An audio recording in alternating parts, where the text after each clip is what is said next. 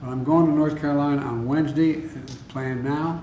We're going to be landing in Raleigh for a briefing with the Emergency Operations Center, and I'll then do an aerial tour of Asheville. It's too much for me in terms of interrupting access to help there to land and to survey the damage other through the air. And then it's my plan to travel to Georgia and Florida as soon as possible after that. And I don't know, Governor, you want to add anything? No, thank you, Mr. President. We appreciate the resources that are coming our way. This has been a devastating storm, as you know, and we're grateful to have had Administrator Criswell here on the ground all day today, and she's going to be staying and making sure we surge assets into the area to get people food and water and to get the power back on. And obviously, we are grateful for the search and rescue teams as well. Thank you so much. Well, thank you. Any questions on this issue? Sir, is it your sense from the governors you've spoken to that they have all the resources they need right now, or are there things they need immediately? They need things immediately. They're getting them immediately. Some access, it's a matter to get access to the people who need them.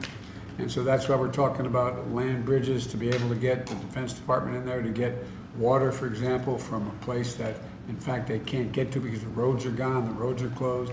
We've contacted we have the Defense Department agreeing that they're providing for helicopters from the base there to get as much in as we can. It's going to take a long time, but Gov, what am I leaving out that you need?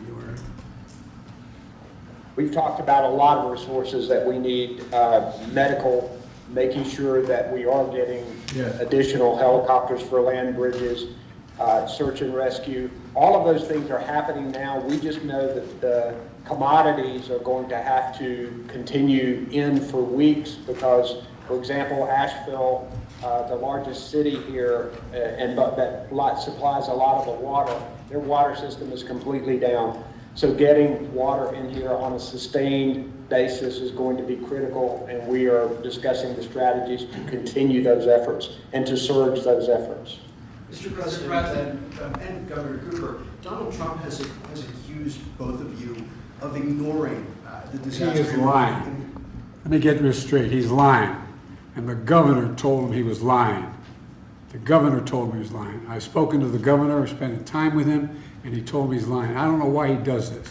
And the reason I get so angry about it, I don't care about what he says about me, but I care what he communicates to the people that are in need.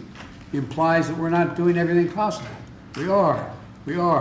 And you spoke to the governor, I assume you heard the Republican governor of Georgia talk about that he was on the phone with me more than once.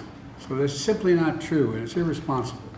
I don't know what the governor wants to say about it. Let me tell you what I say. Mr. President, in retrospect, do you wish that you were put more resources in North Carolina, knowing what you know now? And do you wish that you spent the weekend here in Washington rather than in Delaware? Come on, stop that game, will you? Rather than Delaware, it's 90 miles from here, okay? And I was on the phone the whole time working on that. And the resources, the question is not whether we get more, this is a list of every resource we're getting in there, but the question is how to get it in.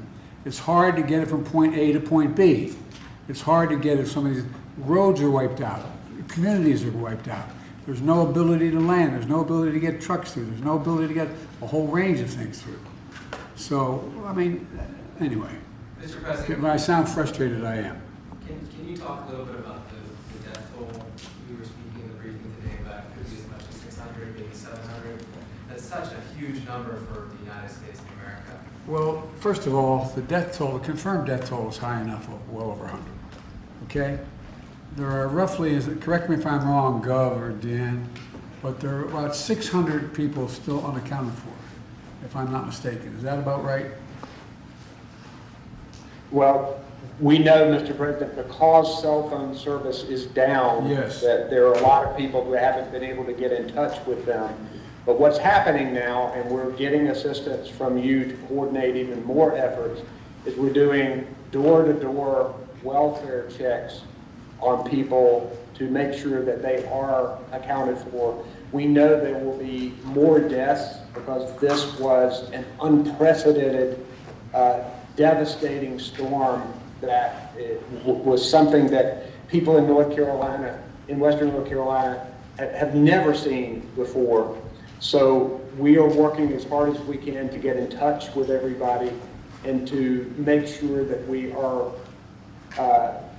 telling relatives that people are safe, and also making sure that search and rescue, because we have rivers that are still rising. The danger is still occurring for a lot of people. And by the way, as the FEMA can tell you, they had pre-positioned an awful lot of material throughout that area, from the Bend all the way up into Tennessee. And so the idea that we weren't prepared, the question is, no one knew exactly how devastating it would be. We knew it would be significant, and we've got a lot already in place, but there's more. But here's the point. I'm going to be asking the American people to continue to help fund the needs of these people. It's not going to be one hit and it's over. It's going to take a hell of a long time. It's going to cost a hell of a lot of money. But this is the United States of America, and we've got to do it. Sir, what can Americans do right now? Sir, Americans that want to help, what can they do right now to help? If people want to help, what can